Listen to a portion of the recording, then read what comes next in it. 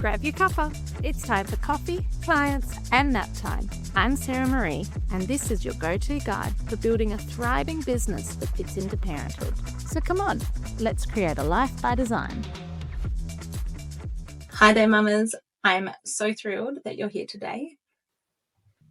I've been where you are, trying to juggle client calls with nap times, feeling guilty when work needs my attention, and wondering if I'm doing enough for my family. But through trial, error, and a whole heap of grace, I've found systems that work and a mindset that helps me show up fully, both as a parent and as a business owner.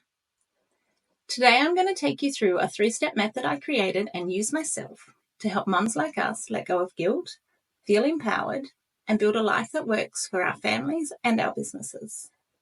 This is not about perfection or squeezing more into your day. It's about giving yourself the tools and mindset to thrive without guilt holding you back. Before we dive in, grab a notebook or open up your notes app on your phone. This session is designed to help you reflect and take actionable steps. So be ready to jot down some ideas or thoughts as we go along.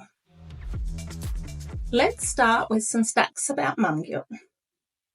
Mum guilt is a pervasive issue, especially among mothers balancing professional careers and family responsibilities.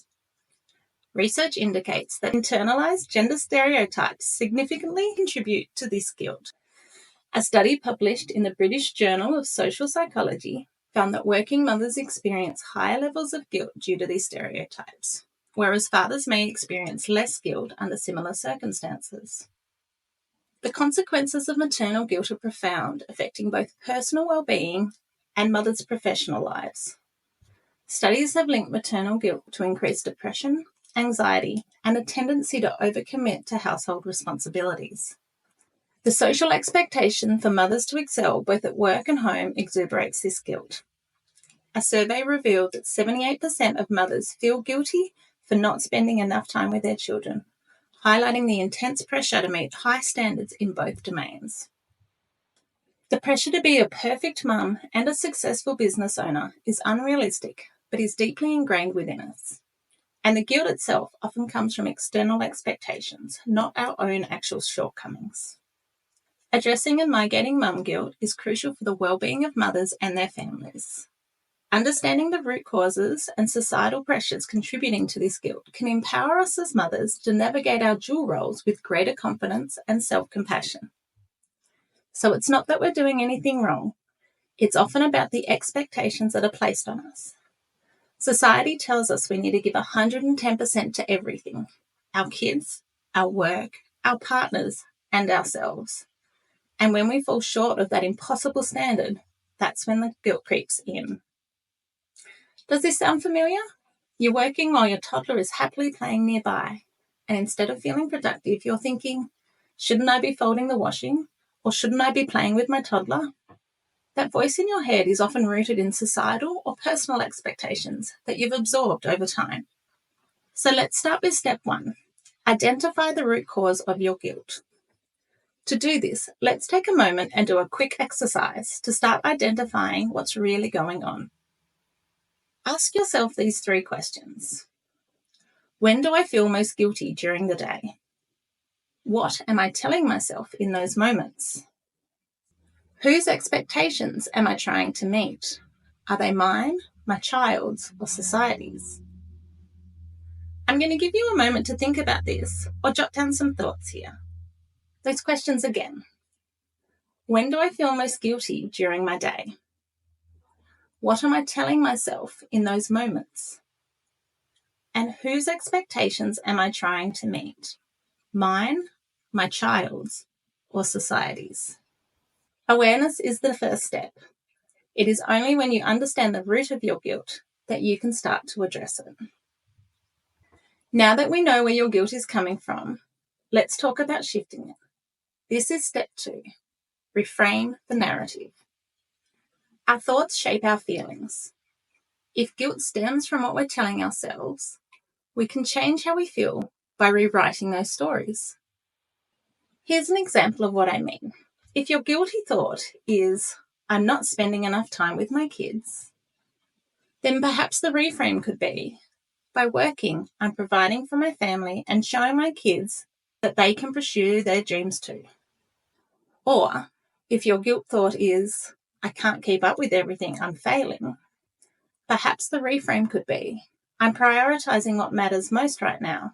It's okay to let some things wait. Remember, changing these narratives isn't about pretending everything's perfect. It's about recognizing the guilt and giving yourself grace to see the bigger picture. Let's use these reframes now to create a few affirmations that you can use when the guilt starts to creep in. Think about your most common guilt triggers and write a new thought down to replace them.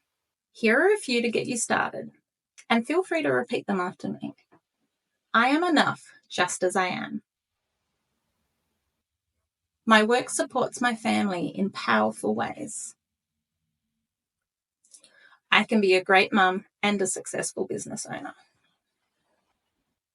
You can do this anytime the guilt starts to appear.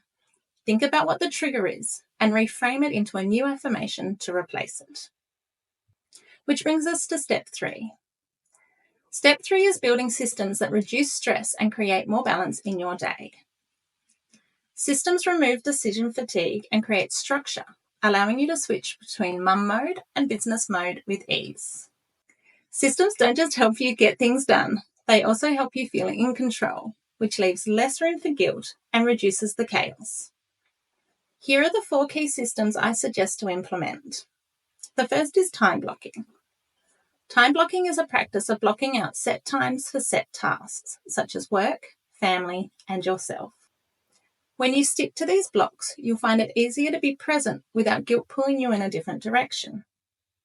For example, mornings could be for family, afternoons for work, and evenings for rest.